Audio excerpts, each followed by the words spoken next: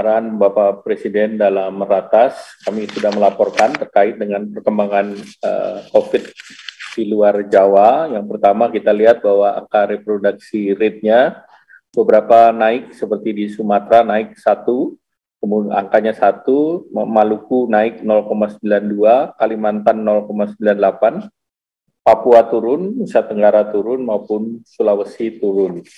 Kalau kita lihat dari jumlah kasus aktif yang 8 per 15 Januari dari 8.463 kasus, kontribusi luar Jawa Bali sebanyak 194 kasus atau 23%.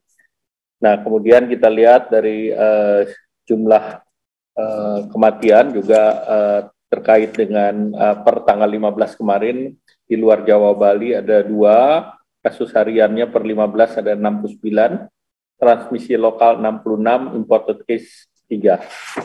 Nah, selanjutnya terkait dengan varian Omicron tadi sudah disampaikan, hanya memberi catatan bahwa masyarakat perlu bersiap-siap dan juga perlu terus menjaga protokol, dan karena puncak dari kasus ini diperkirakan masih akan terus berbasis berbagai negara dalam 40 hari ke depan.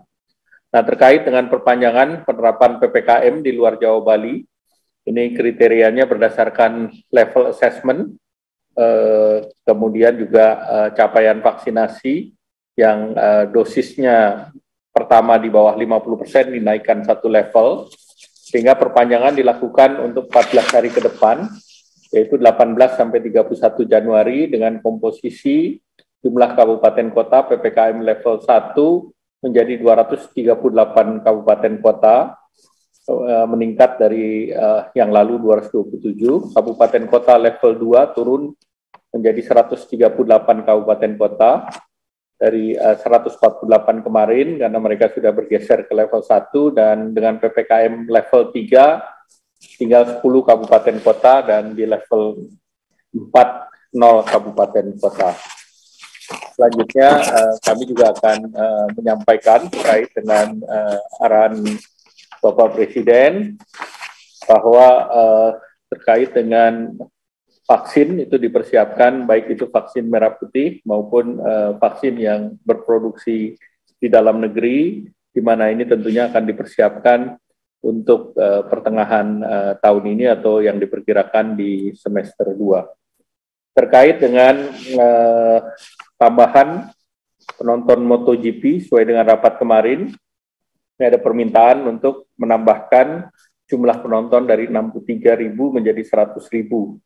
Nah, ini Bapak Presiden sudah memberikan persetujuan, tinggal nanti pelaksanaannya di Mandalika, dan dari vaksinasi yang sudah dilakukan di Mandalika dapat disampaikan bahwa hampir seluruh wilayah yang di tempat terselenggaranya ini sudah capaian dosis satunya sudah tinggi, seperti Lombok Tengah sudah 84%, lansianya sudah 74%, dan ditambahkan target booster di 76.718, sedangkan di Kota Mataram capaiannya dosis pertama sudah lebih dari 100%, karena masyarakat yang di luar Mataram juga divaksin di sana.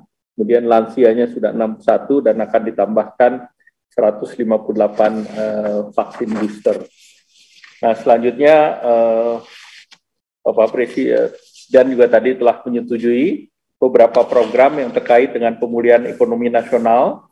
Terkait dengan pemulihan ekonomi nasional ini disiapkan anggaran di tahun 2022 sebesar 451 triliun, dan itu terbagi menjadi 3, yaitu untuk kesehatan, perlindungan sosial, dan terkait dengan fasilitas fiskal untuk beberapa sektor ataupun UMKM maupun korporasi. Nah, yang sudah disetujui oleh Bapak Presiden, yang pertama terkait dengan insentif fiskal properti atau PPN ditanggung pemerintah.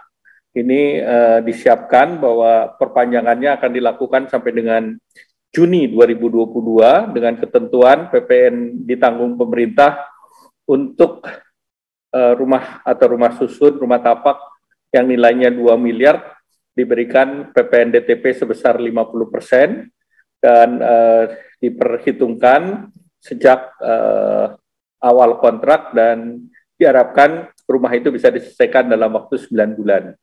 Dan kemudian juga 25% DTP untuk harga jual antara 2 sampai dengan 5 miliar. Selanjutnya juga tadi Bapak Presiden telah menyetujui bahwa diberikan juga fasilitas tarif PPN BM yang ditanggung pemerintah. Ini khusus untuk sektor otomotif dengan harga penjualan di bawah 200 juta atau yang kita kenal sebagai LCGC. PPN BM-nya sekarang adalah 3%, di mana di kuartal pertama diberikan fasilitas 0%, artinya 3% ditanggung pemerintah. Di kuartal kedua itu 2% ditanggung pemerintah.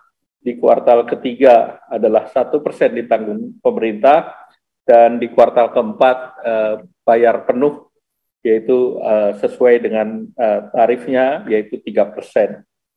Kemudian untuk otomotif antara harga 200 sampai 250 juta yang tarif PPN BM-nya 15%, ini di Q1 diberikan 50% ditanggung pemerintah sehingga masyarakat membayar 7,5%, dan di kuartal kedua sudah mulai membayar full di 15%.